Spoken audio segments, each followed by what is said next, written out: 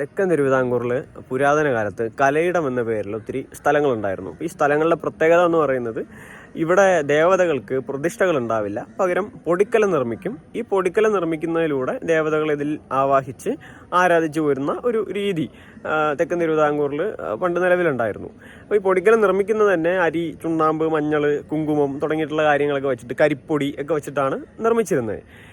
അപ്പോൾ പൊടിക്കലം നിർമ്മിക്കുന്നത് വഴി അവിടെ ഗ്രാമങ്ങളിൽ കുടികൊള്ളുന്ന രക്തരക്ഷസ് അല്ലെങ്കിൽ മാടൻ, മറുത ഇങ്ങനെയുള്ള പല രീതിയിലുള്ള ദുഷ്ടശക്തികളെന്ന് അവർ വിളിച്ചിരുന്ന ദേവതകളെ അല്ലെങ്കിൽ അത്തരത്തിലുള്ള വലിയ ശക്തികളെ ഗ്രാമത്തിൽ നിന്ന് അതിൻ്റെ ഉപദ്രവത്തെ തുടച്ചു മാറ്റുന്നതിന് വേണ്ടിയിട്ടാണ് പൊടിക്കലം ഉപയോഗിച്ചിരുന്നത്. അപ്പോൾ ഇതിൻ്റെ ഒരു രീതി എന്ന് പറയുന്നത്, ഇതിൻ്റെ ഒരു ആവാഹന രീതി എന്ന് പറയുന്നത്, ദേവതകളെ പൊടിക്കലത്തിലേക്ക് ആവാഹിക്കുന്ന സമയത്ത് ദേവത പൊടിക്കലത്തിനുള്ളിൽ പ്രവേശിക്കുന്ന സമയത്ത് പൊടിക്കലം കീറി എന്ത് ചെയ്യാണ്, ആ ചടങ്ങ് നടക്കും. പൊടിക്കലം കീറുന്നതാണ് പ്രധാനപ്പെട്ട ചടങ്ങെന്ന് പറയുന്നത്.